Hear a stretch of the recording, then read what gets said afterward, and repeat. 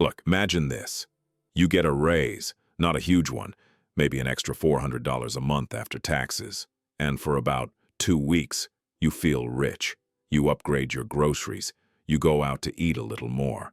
You justify a couple "I deserve this" purchases. And then somehow, by the end of the month, you're still checking your bank account before buying gas. And you're thinking, why does it feel like no matter how much I make, I'm always in the same place?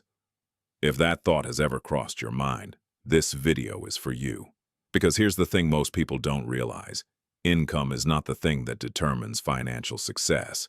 It's the decisions you make around money, often boring, invisible ones, that quietly decide whether you stay stressed or build real freedom. And today, I want to talk about 3 money decisions that matter more than your income. These aren't flashy. They're not talked about on Instagram.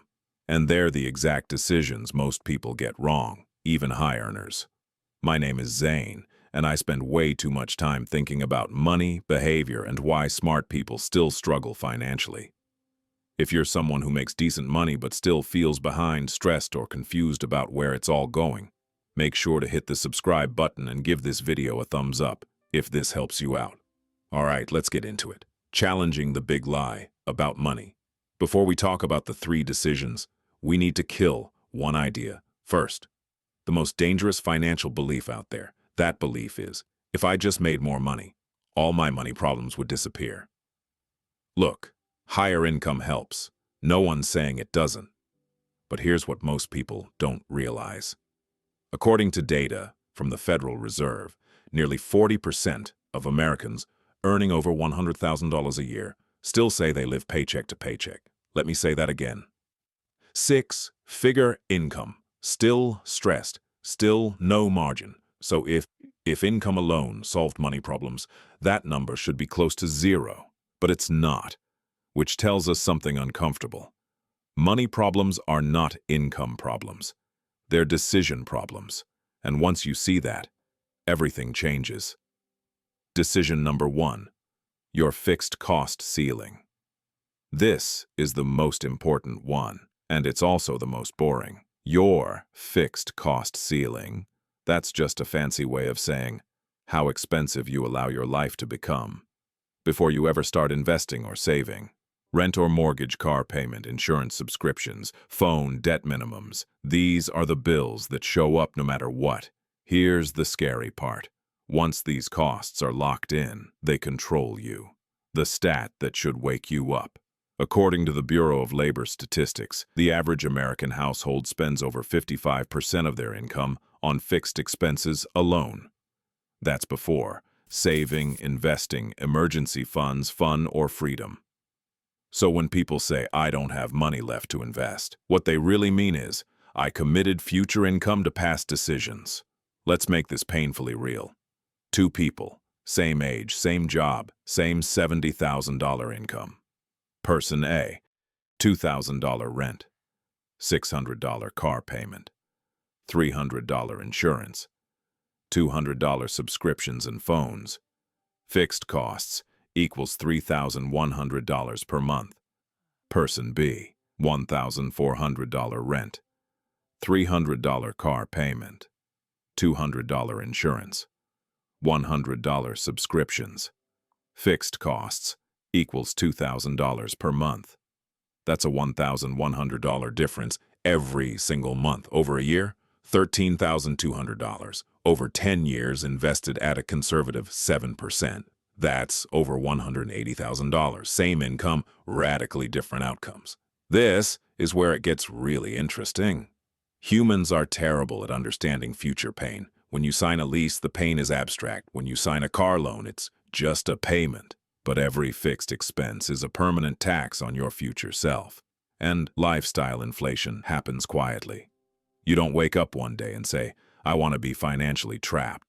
It happens one upgrade at a time. Bigger apartment, nicer car, more convenience. Until one day your income goes up and your freedom doesn't. But I deserve a nice life. Now you might be thinking, okay, Zane, but I don't want to live like a monk.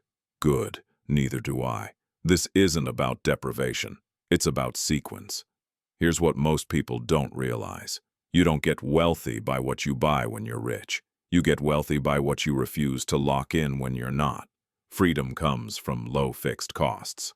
Here's what to do today. Add up your fixed monthly expenses. Divide that by your monthly take-home pay. If that number is over 50%, you're playing the game on hard mode. Your goal: buy flexibility first, upgrade later. Decision number 2, how you use debt or let it use you. Debt is not evil, but misunderstanding debt, that's financially fatal. The debt illusion. Here's the trick debt plays on your brain. It makes things feel cheaper than they are. A $40,000 car doesn't feel like $40,000. It feels like just $650 a month. But here's what most people don't realize. Debt doesn't just cost money. It steals options. The stat that should terrify you. According to Experian, the average car payment in the U.S. is now over $730 per month. That's $8,760 per year. Invested instead over 30 years at 7%. That single car decision could cost you over $900,000 in lost wealth. One decision, almost $1 million. Let that sit. Good debt versus bad debt. Real talk.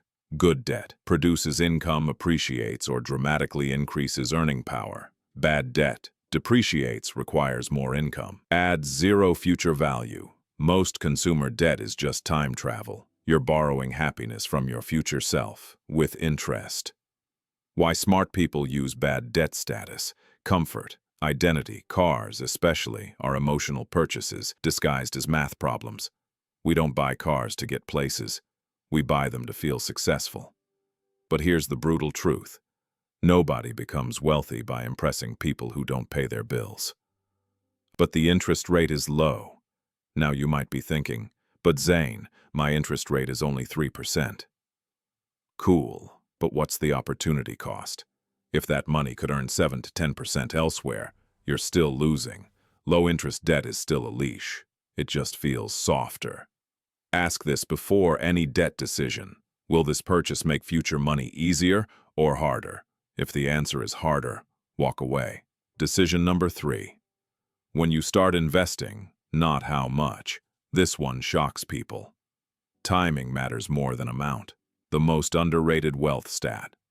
According to Fidelity, someone who invests $200 per month starting at 25 can end up with more money than someone who invests $400 per month starting at 35. Same return, half the effort, more wealth. Why? Compound interest doesn't care how motivated you are later. It only cares when you started. The compounding gap. Let's do the math.